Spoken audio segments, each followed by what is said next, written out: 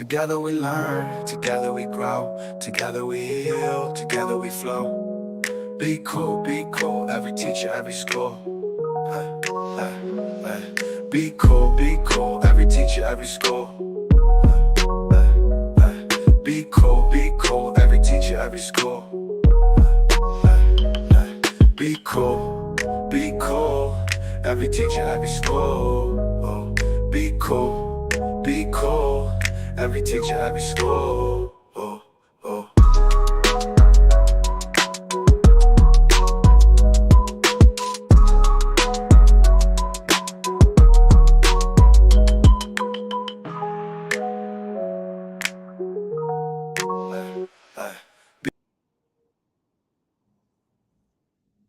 Good evening, everybody. My name is Todd Schul. I serve as the lead learner for the SCEA Center for Educator Wellness and Learning. We call ourselves Cool, and you can always find out about everything we are doing right here at cool.us. That's CEWL.us.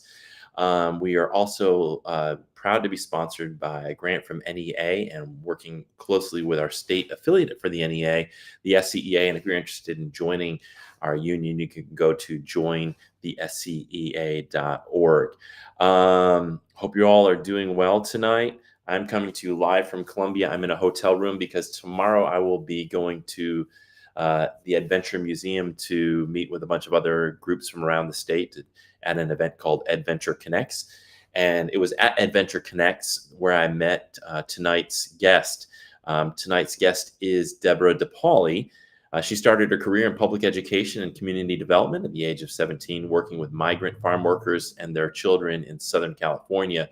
She served for years as a public school teacher and administrator, working with marginalized students, second language learners, under-resourced preschoolers, and the children of low-wage earners. Deborah has now lived in South Carolina for 18 years, where she currently works for the Institute for Child Success. That's the Institute for Child Success. She engages with families, agencies, and elected officials to advocate for children, equity in education, access to political power, and real opportunities for establishing generational wealth. Those are just some of the issues that Deborah is passionate about. And her presentation at the last Adventure Connects event really stood out to me. And I felt like we had the Venn diagram overlapped in a lot of areas in terms of what her values are and what she's working towards. So we invited her on tonight. And without further ado, let's bring on Deborah DePaoli. How are you doing tonight, Deborah? I'm doing pretty well, Todd. How are you? I'm doing great. Is there anything that was not in your bio that you'd like to share other than the fact that you have cats that you have outside the room? That's right. Yeah, I have 3 cats and 2 dogs. The only other thing I would want to share is that I'm also a mother. I have 2 biological children. My daughter is a sophomore in college. My son is a senior in high school. And right now I have 2 foster sons living with us as well. So that also informs kind of the way I look at the world, being a mother myself. So busy times, I'm sure, all the time. That's good. Yes. So I'd like to ask you a little bit more about, like, when I was reading through your bio about this work that you did with migrant farm workers in Southern California. Let's just kind of go back to that. I don't know if that's the sort of the origin story of Deborah, if that's kind of where your passion for all of this came from. But let's just go back to that. Tell a little bit more about that work that you did that you got you connected with this work for children. Yeah, sure. So I knew I wanted to be a teacher. My 5th grade teacher, Miss York, inspired me, and I wanted to be a teacher. And I knew I wanted to teach in public school. So living in Southern California, I thought, oh, wow, I really need to learn Spanish, at least to be able to communicate with the parents of my children, my students. So out of high school, I had the opportunity to work with migrant farm laborers and their children, living in kind of the rural areas outside of San Diego. When I started, I had taken 2 years of high school Spanish. I could say things that were not super helpful, like I walk, you walked, we walked, they walked. So the woman who interviewed me saw something and said, yeah, we'd love to hire you. I started out kind of as a home visitor, kind of doing social work without much prep or training, but connecting families to resources in the community, advocating for children at their schools. And all the time, during that time, I was studying at the university to become a teacher. So I think it really changed my perspective, or established the foundation of my perspective in a couple ways. One, the fact that I always worked with families before I worked just with students really solidified in my mind the fact that children are part of a family. It's not just the 25 children that are sitting in your classroom or the 762 children at the school where you're working, but they come from a family, they come from a community. And that's something that we really need to be mindful of in the way that we interact with them. And then also that really showed me that all parents want what's best for their children, whether they are parents who may have low educational attainment themselves, whether they speak another language, have a different country of origin, whatever differences they may have. Parents that some people might dismiss, a parent who spent some time behind bars, or a parent who has struggled with a substance use disorder. It just really showed me that all parents want what's best for their children. And then those of us who work in education, we can really partner with parents in a powerful way to make that happen. Yeah. So is there a particular sort of like memory that you have of that work, that when you were first starting out? Is there a story that you'd like to share, something that stands out from that work that inspired you to keep going? Because I mean, this has been obviously you've been in this arena with children for a long time now. Can you think of any story that stands out for you that was like, wow, that was like a moment that sort of solidified I'm where I'm supposed to be? Yes, I'll share one story. There was a child who was assigned to me. Her name is Marilu, and she was in middle school at the time. And I was assigned to go visit her at her apartment once a week, help her with homework, be sure she was on track. She had had some behavioral challenges at school. As I got to know the family, she had 3 brothers and sisters. She and her mom and her 3 brothers and sisters lived in a 1-bedroom apartment. Mom was not able to read or write. She was the only one in her family that was not in special education. She did not have an IEP, but her 3 little brothers and sisters did. And the school that she was attending, because of some of the behavioral challenges she had decided that the thing to do for her was have her only go to school half day. Let her go to school from 8:30 to 11:30, and then eat lunch and go home. And I remember thinking at that time, who comes up with these policies? This is a child who has a high ACEs score, has dealt with a lot of traumas, is living in a neighborhood that's not particularly safe.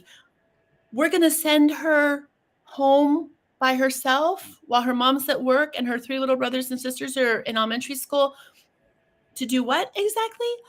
And a couple years, well, probably 3 years later, I ran into her again, and she was already a mother herself. And it just really broke my heart. I'm a passionate supporter of public education. And I believe, and I've seen, that the huge majority of teachers and school administrators are doing amazing things to support children and educate them.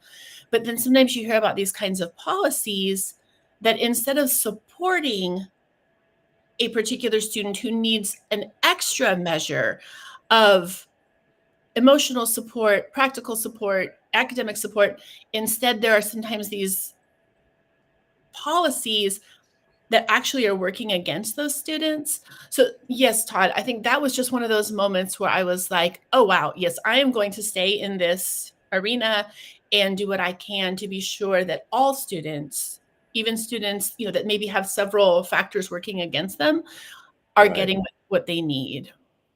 Right. And I remember now that you're talking, I remember us kind of talking a little bit, and I spoke about the documentary, The Rehumanizing School, and I think you and I talked about, and I think you talked about some of the things, and I was like, oh my, I was saying amen over and over again about what you're seeing in the schools in terms of policies that aren't really. they're not really serving the best interests of children. They're more serving the interests of adults who just have these arbitrary goals and want to.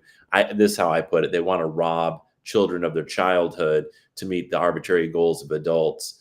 I think one of the issues I have is I'm obviously also a fierce advocate for public education, but I'm also a fierce critic of the system and a lot of its policies. Mhm. And I think that's where you and I like connected in terms of like seeing a similar vision. What are some of the things that you saw in the classroom, and what are some of the things in your work now with Institute for Child Success?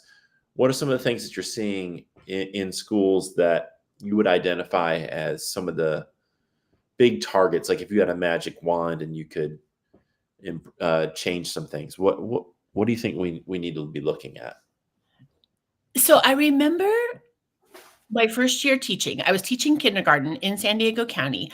It was still half day kindergarten, so I had 32 children in the afternoon. My partner teacher had 32 I had 32 in the morning, she had 32 in the afternoon, and we had like a 20-minute overlap where we had 64 children in the room.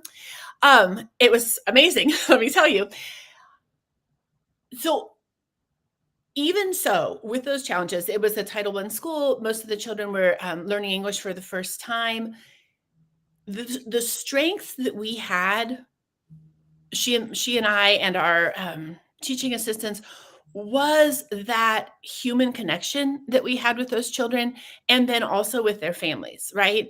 And I think whenever we can strengthen those interpersonal relationships, where it's the relationships between the adults in the room and the children, but it's also setting up an environment where the children themselves are building and strengthening meaningful relationships together. That first year teaching, by every Friday, I swear my voice was gone because, all day you're going, "Oh, wow, look at you. Oh my goodness, you did it. Wow, go put that over there where the books, whatever it may be."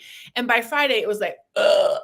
And I Right. had to learn, I can't be the only one pouring into these children. I need to set up an environment where they can pour into each other and they can learn to celebrate each other, support each other, and then really creating those allyships with their parents so that their parents were able to do things to support them.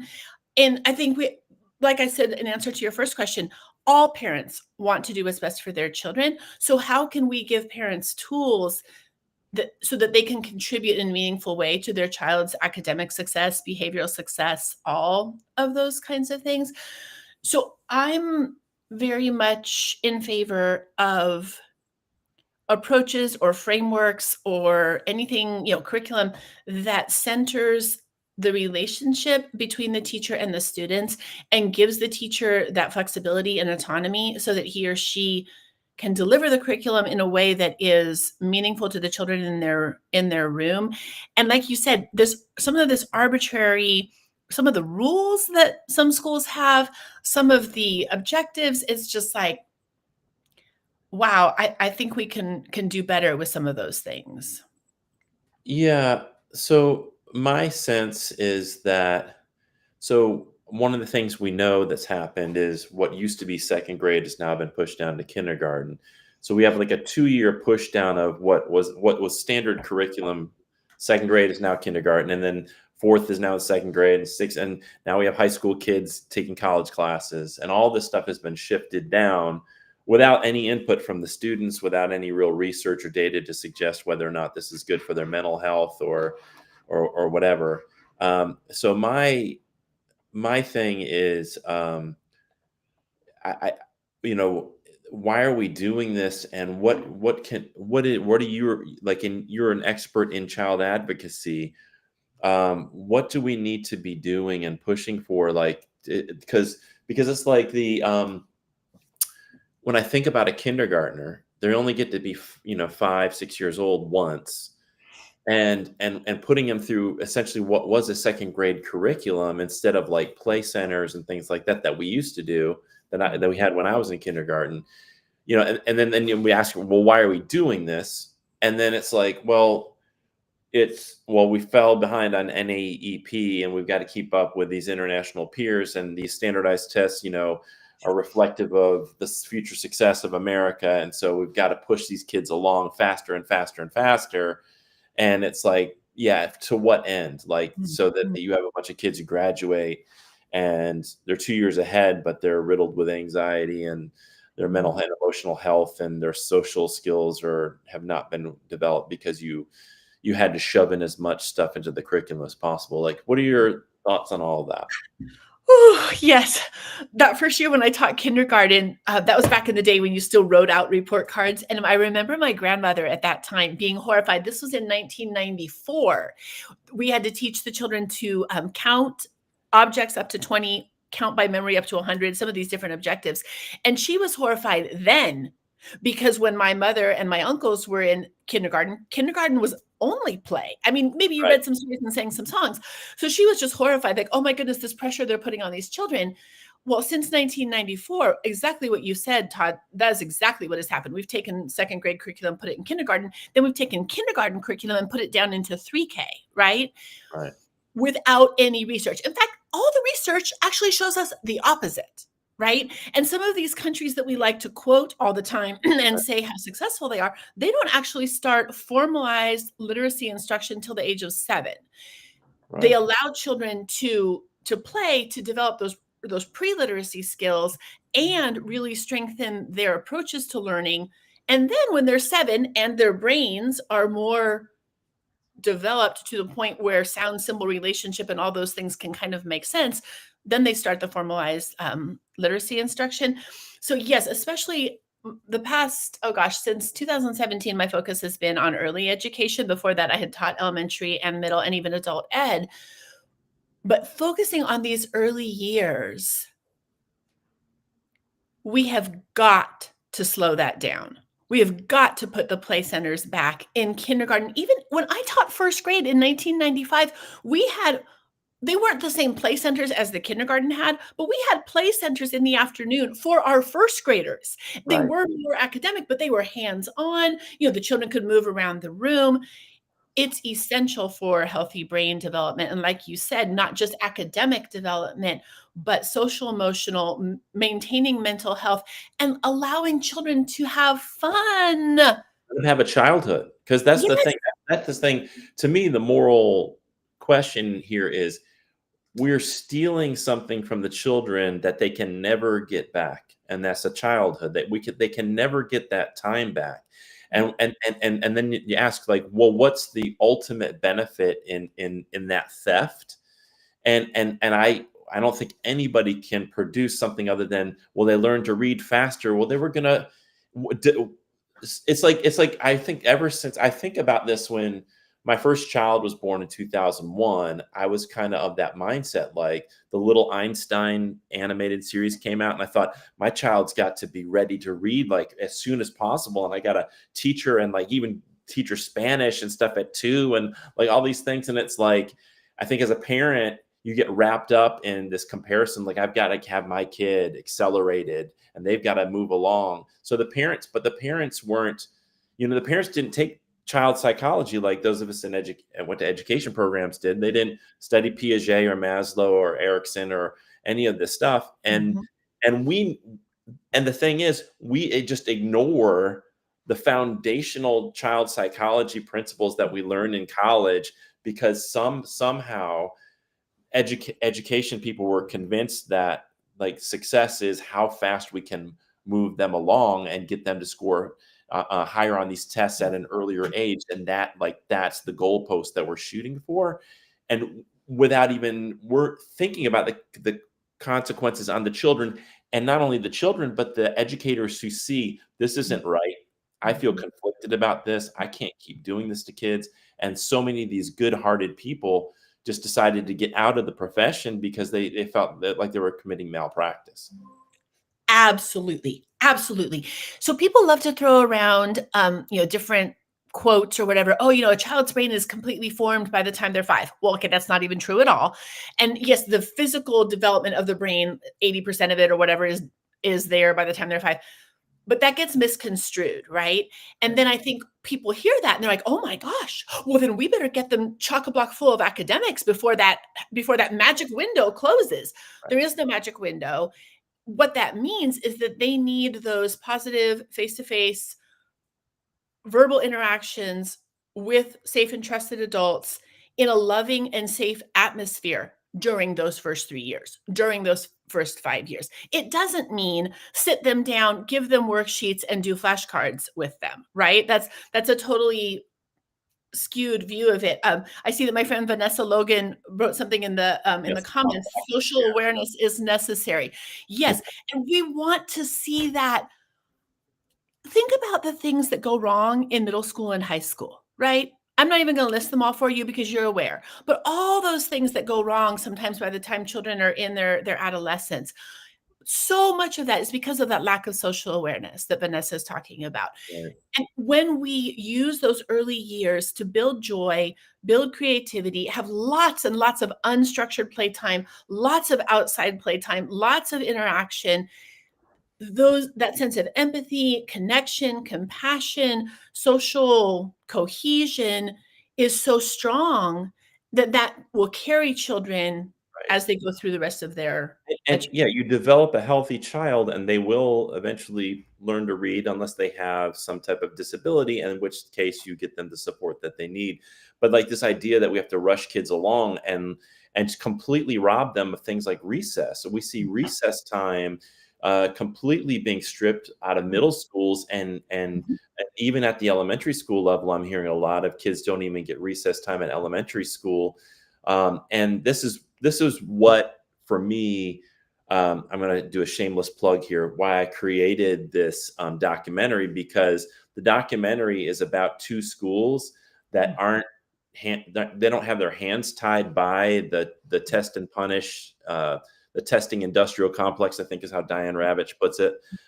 They're not tied to that. So what you see in these schools is you see kids outdoors playing. There's outdoor classrooms. These kids, are spending time in nature, spending time playing, and they're doing things that are developmentally appropriate. And the staff is actually studying neuroscience instead Right. of studying the new kind of, like, whatever the new curriculum or program that the district bought to try to accelerate learning, so that people at the district office can pat themselves on the back if the test scores go up by 10%, instead of saying, what do the kids really need? It's like, it's always, what do the adults in the system need? What are they trying to accomplish? And without ever asking the kids, and a lot of the parents don't know enough to sort of question that system. And honestly, a lot of teachers who grew up in that kind of system, because now we have teachers who went to school in that system, they don't know any different. They never had recess either. They never had a normal kindergarten experience either. So they don't even know to question the system. And it's become so calcified across the country and in every public school district, and everybody's scared to challenge it, because if you challenge it, if you say, no, I'm not going to push kids to do second grade work in kindergarten, and your test scores go down, then you get an article in the news. First of all, you don't get the blue ribbon school. Right. You don't get the award, and then you get an article in the paper saying your school's failing.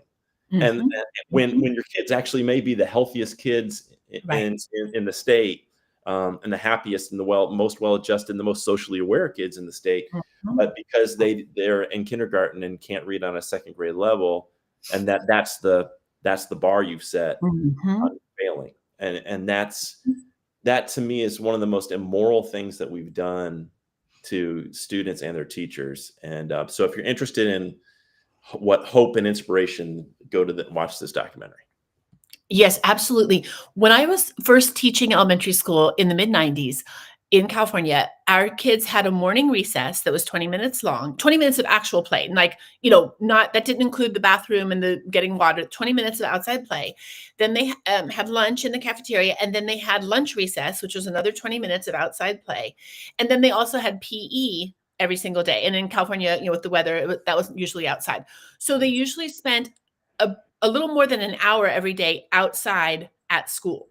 And I would take it upon myself. We had clipboards in the classroom. We went outside a lot just to do our academics, right? Like, take our work outside with us. Yeah. And those bold and brave schools, the kind of schools that are in your documentary, and other bold and brave schools across the nation who do things like, tripling the amount of recess that their students get, ironically often see the quote testing results that a lot of other places were trying to get to in the first place. And I think what Right. happened. Okay, so as a let's pretend I'm an administrator. I'm a school principal or I'm a district administrator. Oh my gosh, our reading scores have slowed down. They've declined. That fear kicks in.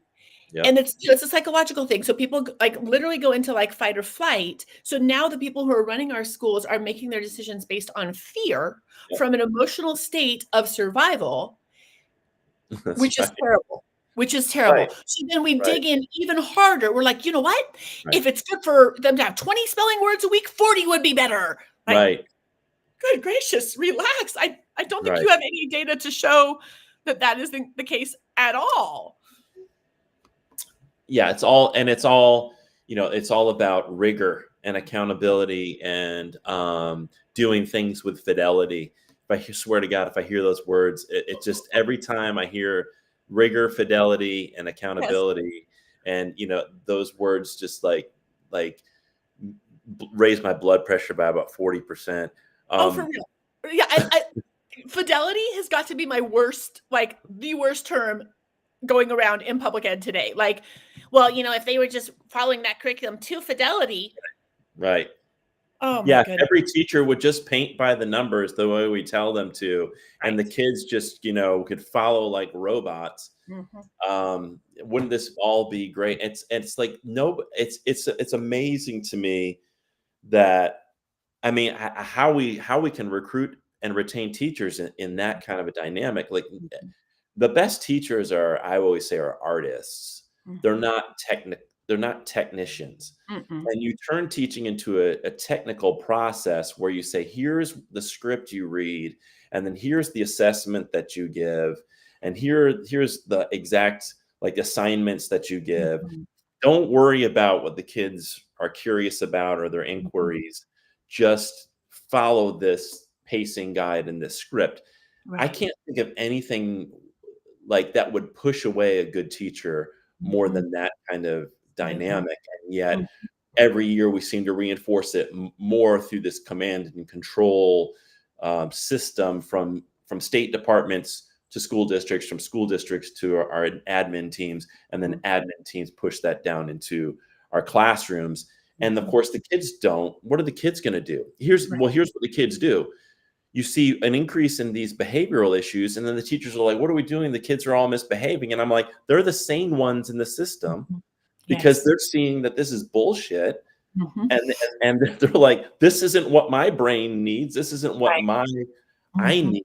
This is Right. what you need. This is what you Mhm. wanna do with your day. Right. It's not what I wanna do." So they Mhm. rebel like any sane person would, and then Right. they get in trouble, and the teachers get stressed out, and then we have this whole system that just the whole system's just set up to reward compliance for everybody from the top down to the students. Yes. Everybody's rewarded Yes. for compliance. And you have these Compliant. quarterly things in middle school and high school, like all the kids who complied the most essentially are the ones getting the awards. Mhm. And it's like the whole system set up for kids for a whole life of my validation's found externally.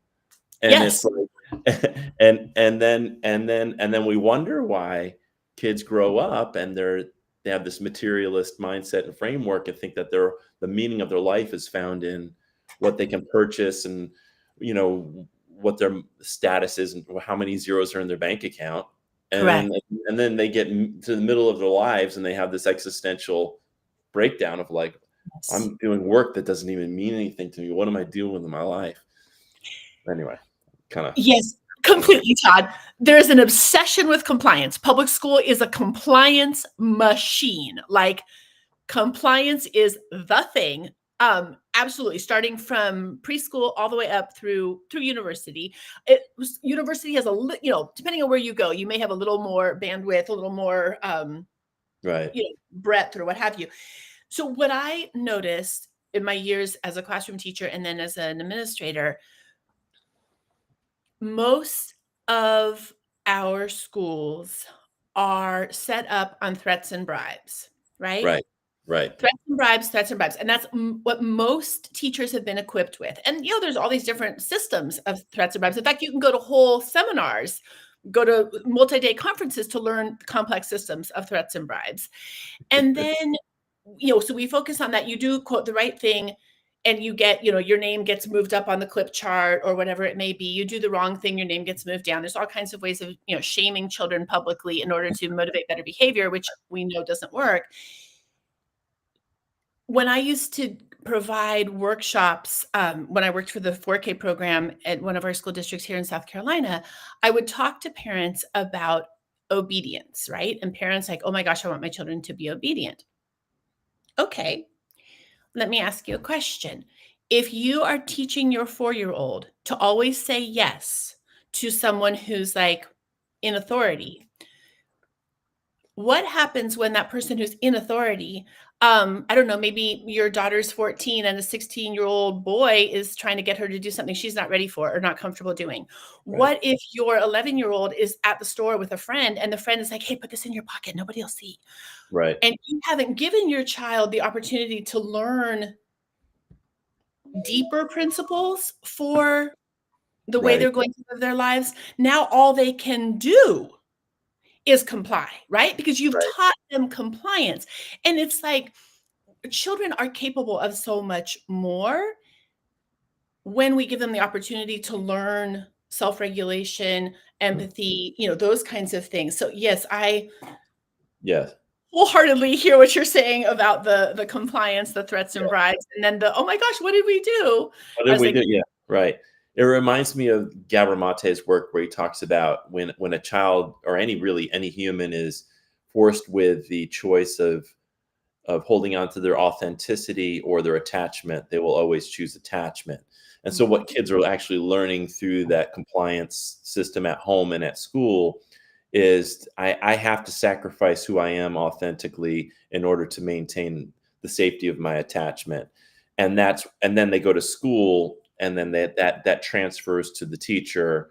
I have to sacrifice who I am authentically. I have to do what she tells me. When she tells me I have to sit down, I have to be quiet, do this work in order for this adult to accept me.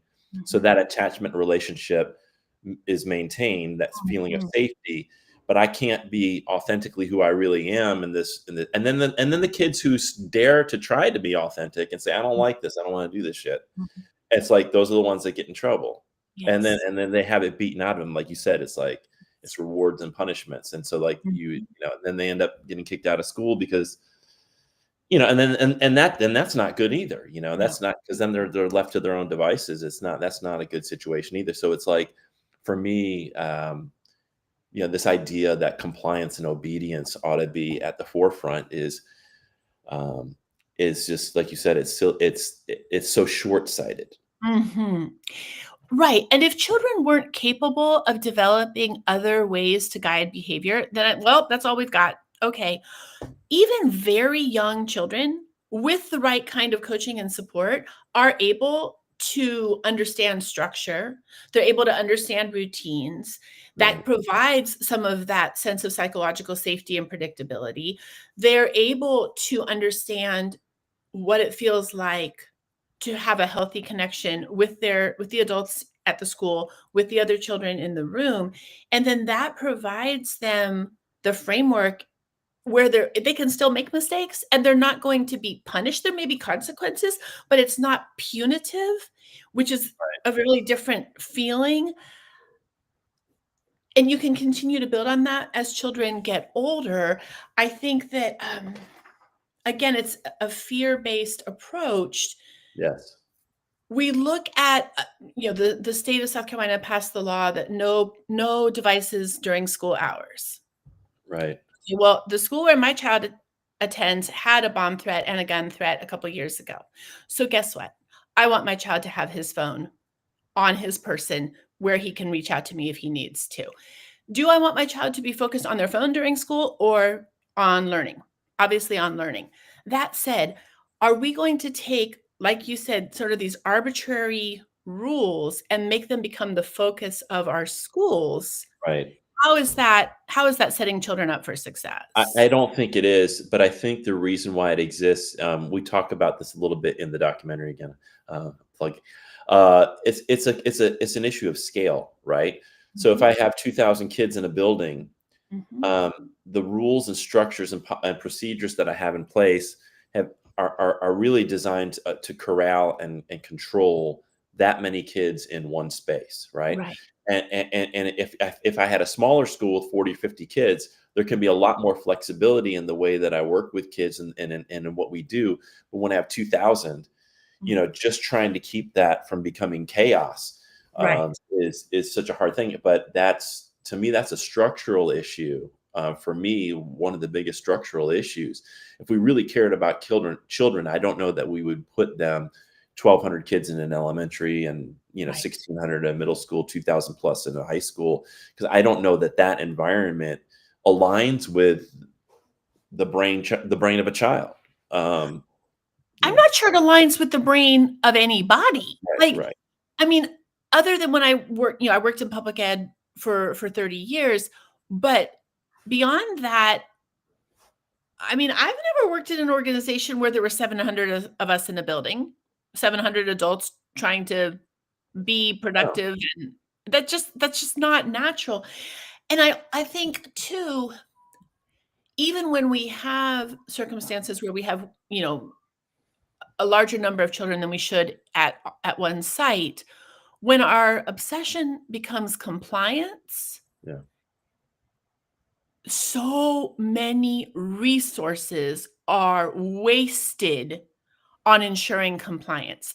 The yes, number of people, especially at a middle school or high school, whose whole day is cataloging the devices that were confiscated and, like, putting them, adding right. them to the online system and putting them in drawers according to alphabetical order in Ziploc bags for, when the child gets them back, and then there's all the seat time hours because the child had too many tardies, and then there's the in-school suspension and the out-of-school suspension and the detention.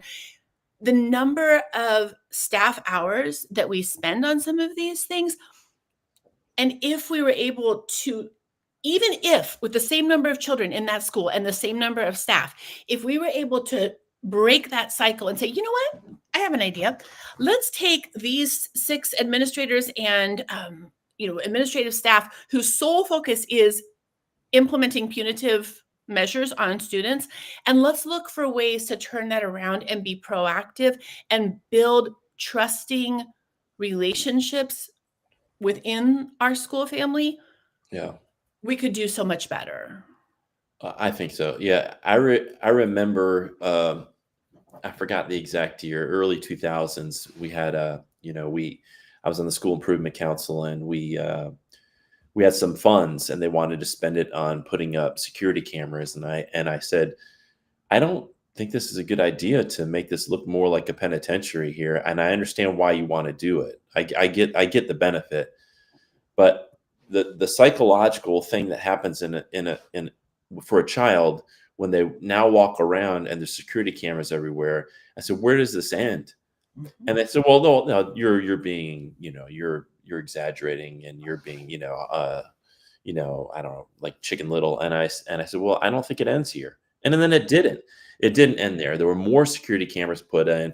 Eventually, we had metal detectors and bag searches, and like you said, every teacher now had an additional duty to help search for bags and get the kids through the metal detectors. Mhm. And then we had the locks put on the doors and the cameras and the buzz in and the additional security officers. And it's like, at what point does society look at this and think this is not normal, and we've normalized it? Like, everybody just takes it for granted that now Yes. I have to, in order to get into a building, I have to buzz this thing and a camera looks at me and I've got to give them my license.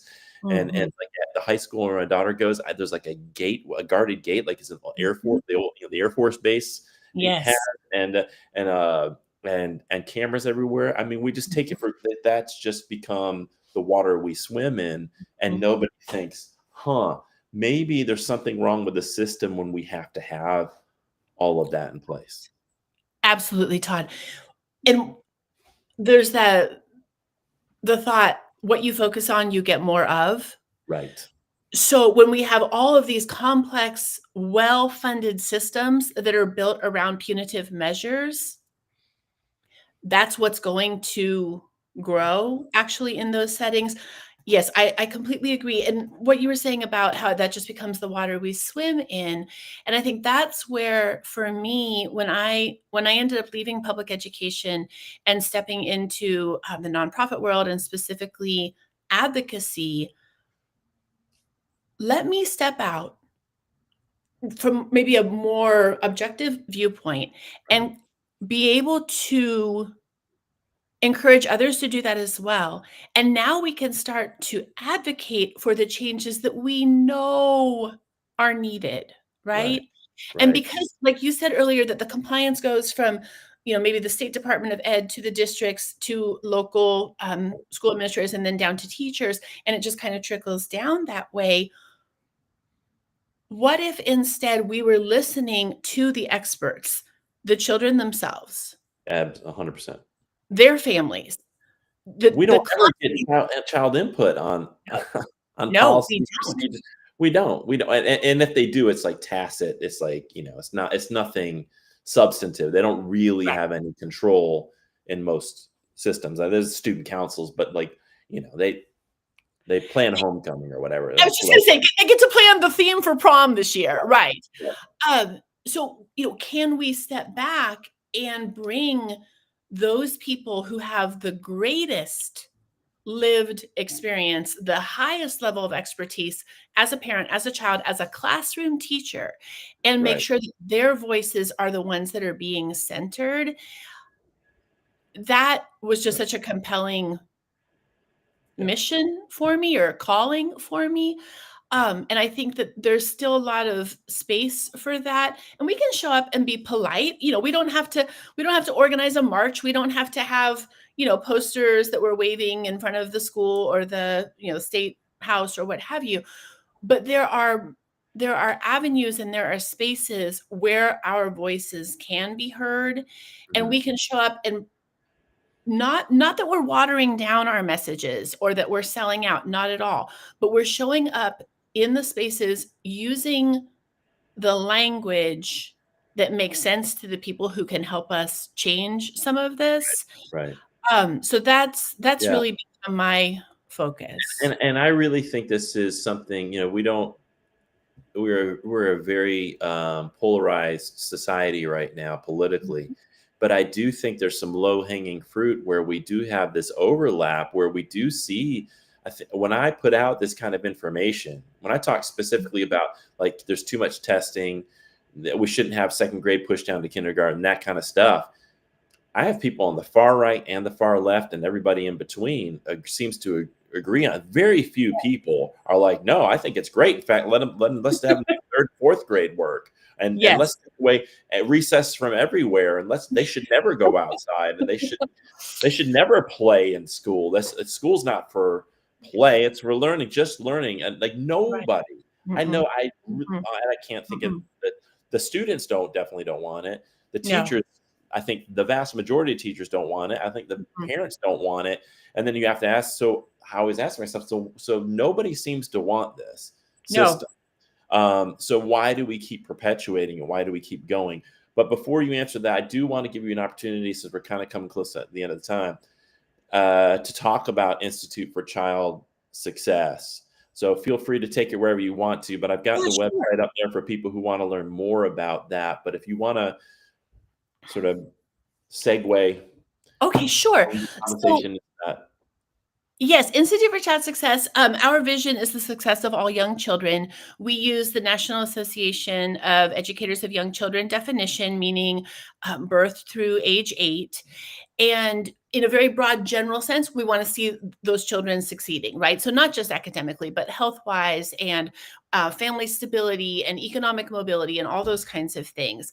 One of the biggest projects that I coordinate for the Institute for Child Success is our Early Childhood Common Agenda, which you can see on my T-shirt today. So we are a group. I think we have about maybe 500 now. People who have come together, parents, teachers, nonprofit staff, faith leaders, business owners, early care providers, people who care about young children and their families, to be sure that our lawmakers and policymakers understand the needs of young children. A lot of times when people think about education, they're not thinking about the younger ones. They're thinking more about middle, high school, and upper education. So just yesterday, we were at the State House advocating for a bill that would put more money in the pockets of early care providers through a tax bill. Yeah. So, and yesterday we had two moms in the room. They each had their children with them. We had childcare providers. We had people from across the community saying we need to be sure that parents have a place that their children can be safe during the day and where children feel loved and cared for and connected. So those kinds of things, we're always looking for more people to join the Early Childhood Common Agenda. We've become very visible because we show up anywhere and everywhere in large groups with our branded gear on so that people can't miss us. And I think it's one of my favorite things about this work is the way we can show up in those spaces where maybe typically there hasn't been a lot of attention paid to parents, to children, especially educators of young children don't seem to get even the same respect that a K through 12 teacher gets, which that in and of itself is problematic, but even more so for early care teachers. So finding opportunities where we can be in the room with senators, with state representatives, with our U.S. Delegation, talking to them about the needs of our youngest learners.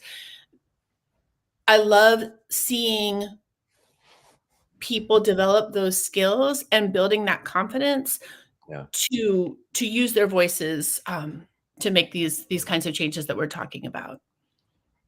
I appreciate that because I think, as much as our public school teachers, pre-K through 12 need a pay raise, I think a lot of the public would be shocked at the wages of our early childhood educators that are teaching 3-year-olds. Living essentially have like poverty wages. Like it's just and especially when you consider the importance of that work, because you're laying the foundation for that success or that hopefully they're going to have when they go into the public schools. All these kids that are having to go to childcare centers. These childcare centers in many cases are having such a hard time recruiting and retaining people because they just can't afford. They want to do the work, but they can't afford to live on the, whatever, $12 an hour or whatever it is. Right. And it's such important work, and yet we pay doctors and lawyers and plenty of money. We pay football coaches plenty of money, and yet these people that are working with our most vulnerable population and the human beings that need the most attention and the most skill and expertise, those people are being paid like they work at a Subway, and it's that. Yeah. Right. The median wage for childcare teachers in South Carolina is around $13. It tends to be a little bit higher, like in Charleston, Greenville, and Columbia, a little bit lower in some of our rural areas. When I was working with some teachers out in Sumter County, I had one of my 4-year-old kindergarten instructional assistants who literally left her job to go work at a gas station because the gas station had a cash bonus for signing on. She was just dynamic, amazing educator. And she did great in that job. Within a few months, she was, a shift manager and then moved up to be, a higher managerial position, which she never would have been able to do teaching in a 4-year-old classroom in a privately owned center. There's no commission, there's no tips, there's no, and the budgets are so thin just to keep the center operating. It's just, without some kind of supplementation to that,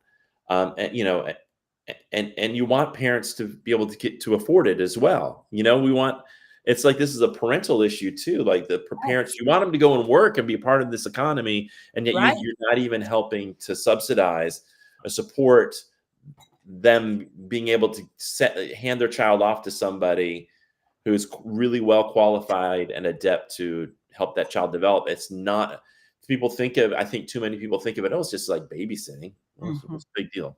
And Mhm. they don't understand that there's so much more to it. I appreciate what you're doing. I appreciate your voice. For those of you who want to learn more about Deborah's work, the website's right there, Institute for Child Success, and I'm sure that they can reach out to you. Your contact information, I'm sure, is on the website. Absolutely. I will see you tomorrow at Adventure, and I like I said, I appreciate your passion, and I appreciate you showing up tonight and sharing some thoughts and ideas. Anything else before we sign off that you want to share with folks? Well, thank you, Todd, for giving me this space. And I would encourage each of you, take good care of yourselves. And I'm not saying that flippantly or lightly. Take good care of you. Take good care of you so that you have the strength and you have the resilience and you have the resources to use your voice in the spaces where you find yourself, not in defiance, not trying to be a rabble rouser, because that's not going to help, but using your influence and your voice to make the changes that you know we need to have. So please be gentle with yourself, take good care of yourself, get sleep, hydrate, movement, fulfill your needs as much as you can so that you'll have the strength to show up and advocate for our children. I couldn't agree more. Thank you, Deborah. I appreciate it. I'll see you tomorrow. Sounds great, Todd. Thanks so much. Good night. All right. Good night. All right, everybody. That was Deborah DePaoli. She is with she's the executive director of Institute for Child Success. You can go to their website, learn more about that. And she gave me the perfect sort of platform or sort of segue to talk about taking care of ourselves. One of the ways that educators in South Carolina can do that is by attending one of our wellness retreats. Yelena Popovich and I created this retreat model almost 10 years ago. And we now have it's evolved and it's gotten better and better. And any educator who works in a public school in South Carolina can attend our retreat. You do not have to be a member of the SCEA. However, it is a little bit cheaper. It's $100 cheaper for members of the SCEA. You can learn more about these wellness retreats at cool.us/retreat. These are secular, science-based retreats. They will take place in a beautiful retreat center called Indigo Nature Retreat in Old Fort, North Carolina. The first one, in fact, let me put the graphic. I have a graphic for you. The first one is June 25th through the 7th, and the second one is July 23rd through the 25th. The first one is almost sold out. So if you're wanting to go to the one in June, you better apply soon. And then the one in July is about a third of the way full at this point. You can read testimonials. You can learn more about exactly what we do at the wellness retreat. We do some mindfulness practice. We do some yoga. We do some walking. We have some really rich conversation. And the only people going are educators. And there's just about 12 people that go. So it's relatively intimate. You can bring a friend, a colleague that you work with. We would love to have you. It's $150 for members, $250 for non-members. That includes your lodging and a beautiful cabin, all of your meals, snacks, yoga. We even give you a choice of books that we'll order for you and have it ready for you at the retreat that's related to the content. So it's an amazing. And that's funded by a grant from NEA. So thanks to the National Education Association. They essentially are funding, 80 to 90% of your tuition for that. We just ask for you to pay a little bit so that you have some skin in the game. A couple of other things I want to share with you. If you are interested in doing some yoga, Alex Del Castillo has yoga resources. That's on the Cool website, cool.us/yoga. You can find that on the website. Also want to remind you that we do Cool coaching every Tuesday and Thursday night. Angie Brush, Stephanie Johnson, and Dr. Marcella Weinsnyder. Marcella is the founder and inventor of Cool Coaching. It's free online one-to-one support for induction teachers every Tuesday and Thursday from 6 to 8 o'clock. Just go to cool.us/coaching. All you have to do is log on. You'll get put into a Zoom room with one of these three incredible educators, and you can ask questions and seek the support that you are looking for. We also have an episode of Cool Beans, which is our teacher induction show that's coming up next week, a week from tonight at 6 o'clock. We're going to be talking about using social media. If you haven't had a chance on the Cool website, Cassie Owens-Moore is a librarian at Seneca Middle School in Oconee County, does a series called Cool Books. And since it's Black History Month, she is going to be highlighting books that talk about Black culture. And this is going to be a two-part series. So the first part is now on the Cool website. You can go to cool.us/books, or you can go to the homepage and it's there as well. Really, really good stuff. So if you're looking for some books for Black History Month and really to celebrate Black history throughout the year, it's a great video as a resource. Also, Pete Stone released a video called Why Trying to Change the System Isn't Going to Work, kind of related to the information we talked about tonight. So check out that. You can find cool.us/vibes, I think is the website, or you can find all the videos on the homepage. So thank you so much. I want to thank Deborah DePaoli again for her time tonight. Thank you for tuning in. We appreciate it. You'll be able to find the full live stream probably early next week. You can go back onto Facebook and find it now, but it'll be posted to the Cool website at cool.us. And of course, before we leave, just want to mention we are brought to you by a grant from NEA, and we are supported fully by the South Carolina Education Association. If you are an educator, if you work in a school building in South Carolina, bus drivers, cafeteria workers, whatever, and you're interested in being a part of an association, getting, for educators, getting that liability insurance, all the benefits that NEA has to offer, just go to jointhescea.org and you can learn more. And again, if you are interested in the philosophy and seeing schools that actually do things the way that Deborah and I were kind of alluding to, check this documentary out. It's a 4-part documentary series called Rehumanizing School. It's free. We can come do screenings in your area if you're interested. The schools are in Floyd, Virginia, a small school, elementary school called Blue Mountain School, beautiful school, and then a high school called Springhouse Community School are highlighted in that documentary. There's 4 episodes. I think if you enjoyed tonight's conversation, I think you'd really enjoy that. Thanks so much again to Deborah, and thank you for tuning in, and we will see you next week for an episode of Cool Beans right here, 6 o'clock on Wednesday night. Until then, together we learn, together we grow, together we heal, together we flow. Be cool, every teacher, every school. Be cool, every teacher, every school. Be cool, every teacher, every school.